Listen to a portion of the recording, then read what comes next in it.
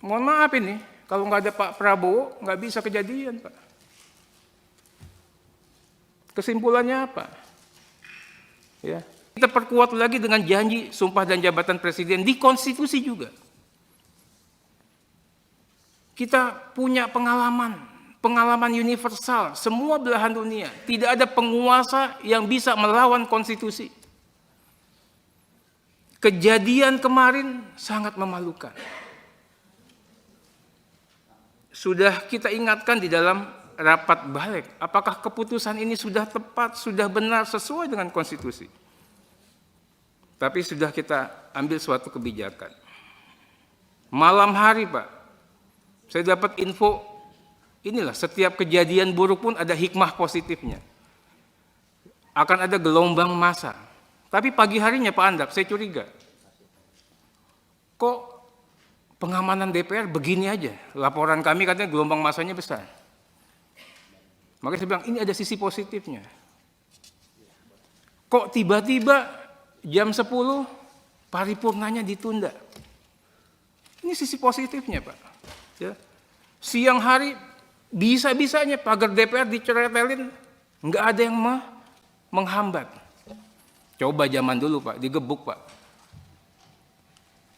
Sorenya mahasiswa masuk, dibiarkan saja.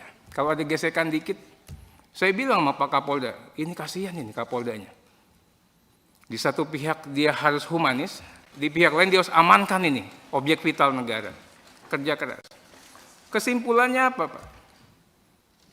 Ini saya bicara apa adanya ini. Saya sampaikan juga ke banyak teman-teman. Ya. Ini, mohon maaf ini, kalau nggak ada Pak Prabowo, nggak bisa kejadian, Pak. Kesimpulannya apa? Ya.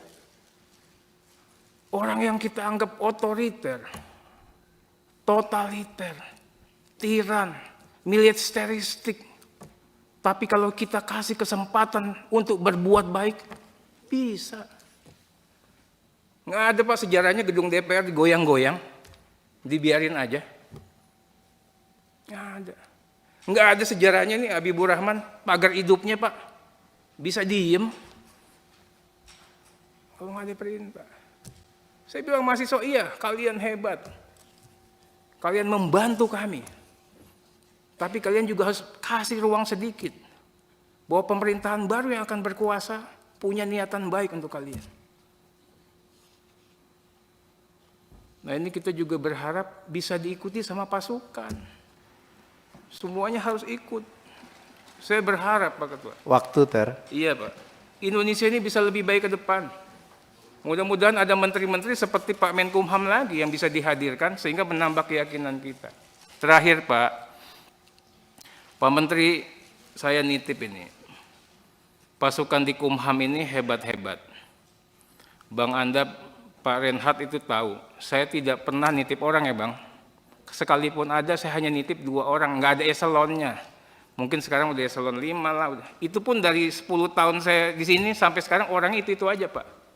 Nggak ada tuh saya nitip pakai dokumen list daftar nama dicap-cap, nggak ada, Pak, bukan tipe saya. Saya hanya orang yang saya kenal, itu pun cuma 1-2 orang itu aja selalu. Nah, dan saya juga yakin, Pak, di Kumham ini orangnya baik semua, nggak ada orang merah, orang apa. Mudah-mudahan Pak Menteri bisa lebih bijaksana. Ya, semua orang di sini bagus-bagus dan jangan sampai nanti ada pasukan kita khawatir ganti bendera, ganti nahkoda, ya kan? Itu juga berganti kesejahteraannya mereka, Pak. Mungkin itu saja. Sekali lagi, Pak Pimpinan, ini mungkin hari terakhir saya nih ketemu sama Kumham. Kami ucapkan permohonan maaf, mohon maaf lahir dan batin atas segala sikap, perbuatan dan tutur kata yang kurang berkenan.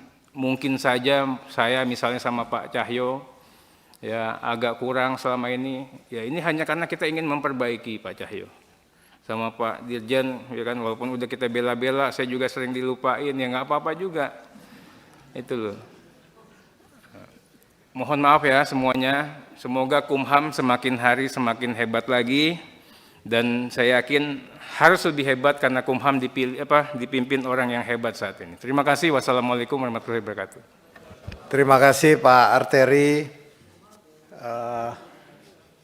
Bapak Ibu, dari meja pimpinan terakhir ada sedikit yang... Download Tribun X sekarang, menghadirkan lokal menjadi Indonesia.